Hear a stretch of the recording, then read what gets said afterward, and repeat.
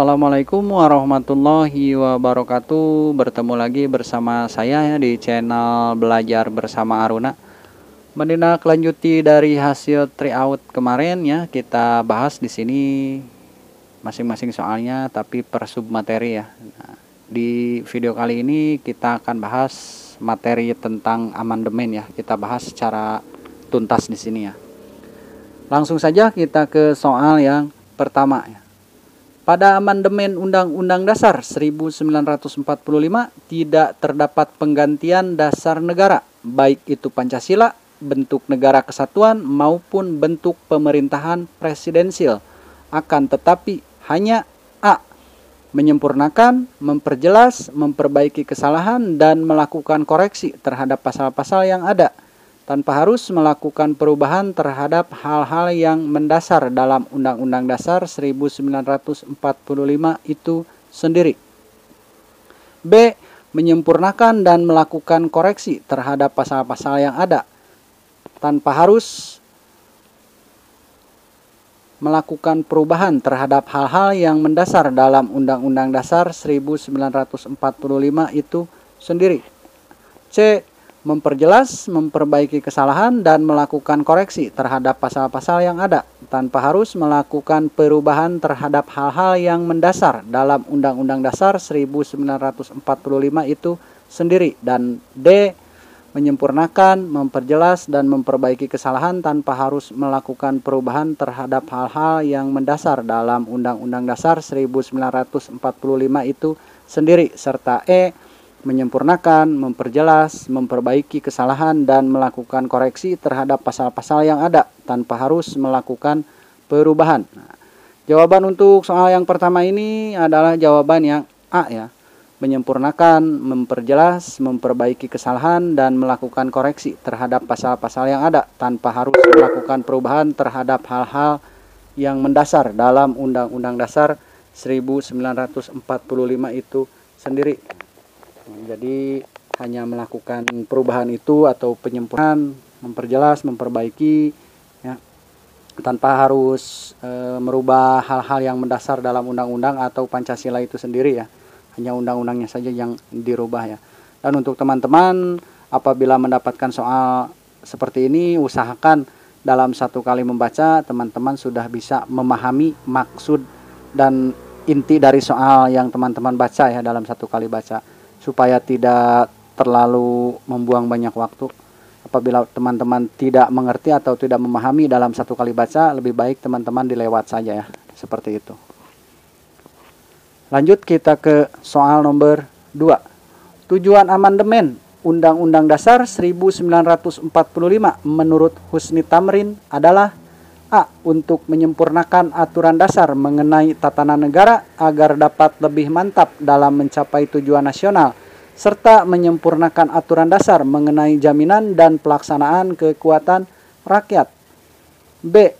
Untuk menyempurnakan dan melakukan koreksi terhadap pasal-pasal yang ada, tanpa harus melakukan perubahan terhadap hal-hal yang mendasar dalam Undang-Undang Dasar 1945 itu sendiri. C. Untuk menggantikan naskah yang satu dengan naskah yang sama sekali berbeda. D. Untuk menambah, mengurangi atau merevisi sesuatu rumusan dalam naskah Undang-Undang Dasar.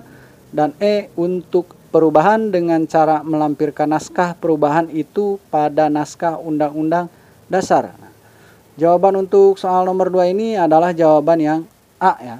Untuk menyempurnakan aturan dasar mengenai tatanan negara agar dapat lebih mantap dalam mencapai tujuan nasional, serta menyempurnakan aturan dasar mengenai jaminan dan pelaksanaan kekuatan rakyatnya. Nah, tujuan amandemen Undang-Undang 1945 itu menurut Husni Tamrin adalah untuk menyempurnakan aturan dasar ya mengenai tatanan negara agar dapat lebih mantap ya dalam mencapai tujuan nasional, serta menyempurnakan aturan dasar mengenai jaminan dan pelaksanaan kekuatan rakyat.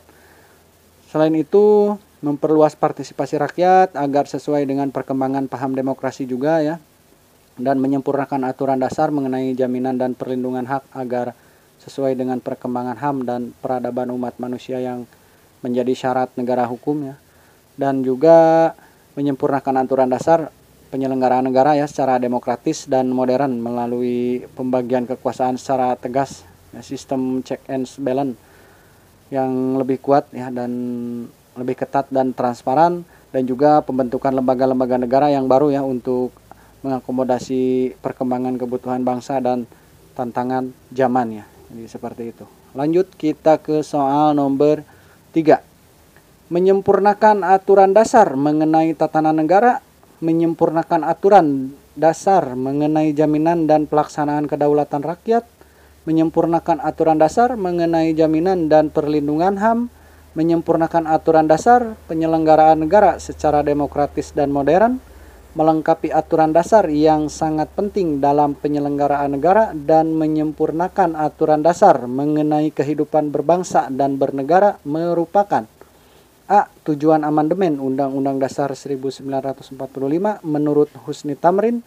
B. Tujuan amandemen Undang-Undang Dasar 1945 secara umum. C. Fungsi amandemen Undang-Undang Dasar 1945 menurut Husni Tamrin. D.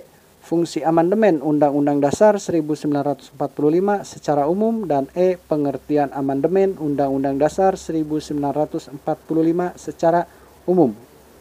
Jawaban untuk soal nomor 3 ini adalah jawaban yang B ya. Tujuan amandemen Undang-Undang Dasar 1945 secara umum ya.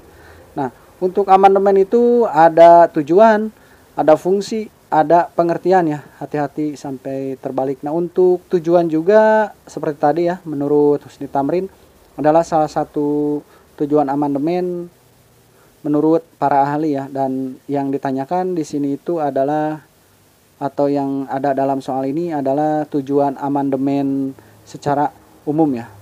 Karena sebagaimana dijelaskan dalam penjelasan umum Undang-Undang Dasar 1945 itu ayat 1 ya, tentang Undang-Undang Dasar suatu negara adalah hanya sebagian dari hukumnya dasar negara itu. Ya.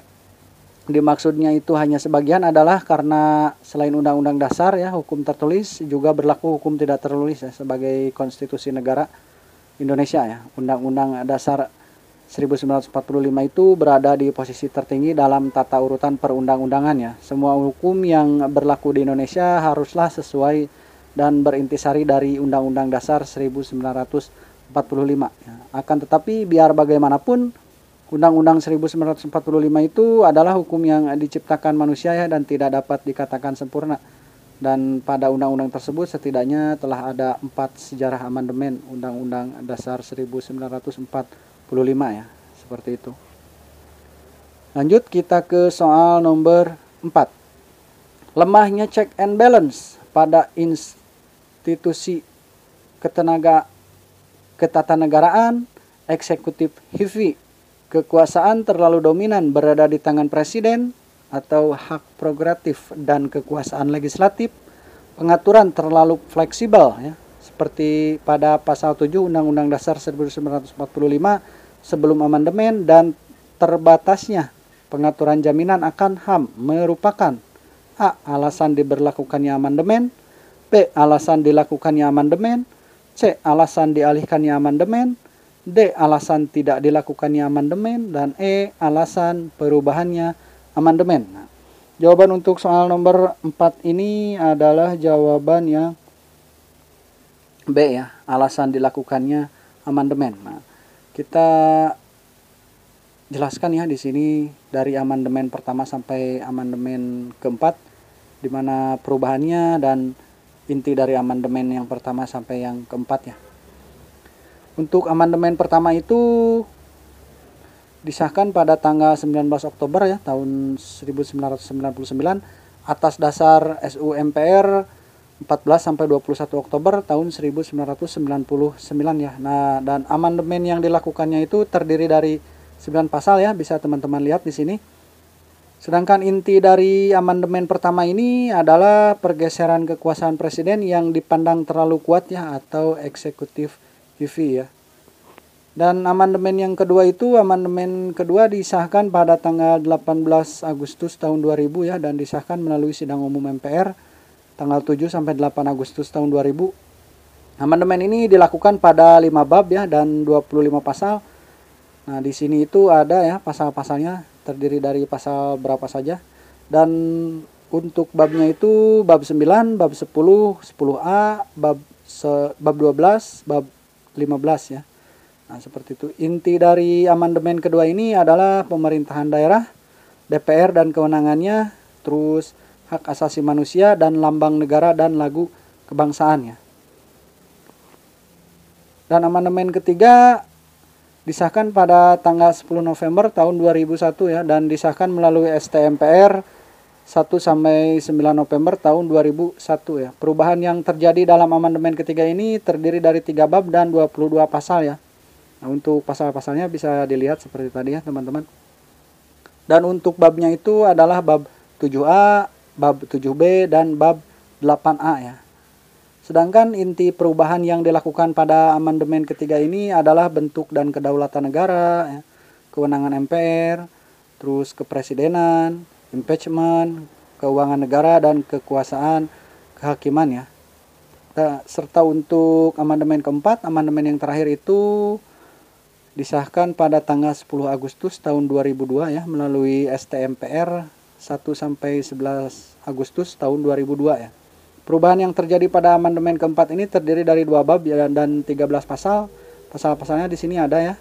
Dan untuk babnya itu adalah bab ke-13 dan bab ke-14 ya. Sedangkan untuk inti dari perubahan amandemennya itu adalah DPD sebagai bagian MPR, terus penggantian presiden, pernyataan perang, terus perdamaian dan perjanjian, mata uang, terus bank sentral ya, pendidikan dan kebudayaan, perekonomian nasional dan kesejahteraan sosial, serta perubahan undang-undang dasar ya. Jadi seperti itu. Lanjut kita ke soal nomor 5. Amandemen yang pertama kali ini disahkan pada tanggal 19 Oktober tahun 1999. Amandemen yang dilakukan terdiri dari 9 pasal, yakni pasal 5, pasal 7, pasal 9, pasal 13, pasal 14, pasal 15, pasal 17, pasal 20, pasal 21 atas dasar A. SU-MPR 14 sampai 21 Oktober tahun 1999, B. SU-MPR 14 sampai 23 Oktober tahun 1999, C. SU-MPR 18 sampai 21 Oktober tahun 1999, D. SU-MPR 18 sampai 23 Oktober tahun 1999, dan E. SU-MPR 15 sampai 22 Oktober tahun 1999. Jawaban untuk soal nomor 5 ini adalah jawaban yang A ya. SU-MPR 14 sampai 21 Oktober tahun 1999 ya. Nah, amandemen yang pertama kali disahkan itu pada tanggal 19 Oktober tahun 1999 atas dasar SU-MPR 14 sampai 21 Oktober ya. Amandemen yang dilakukan terdiri dari 9 pasal yang tadi di soal nomor 4 kita sudah jelaskan secara rinci ya. Ya, mungkin itu saja untuk pembahasan soal kali ini. Mohon maaf apabila masih banyak kekurangan. Jangan lupa like dan subscribe. Bagikan video ini jika bermanfaat. Terima kasih.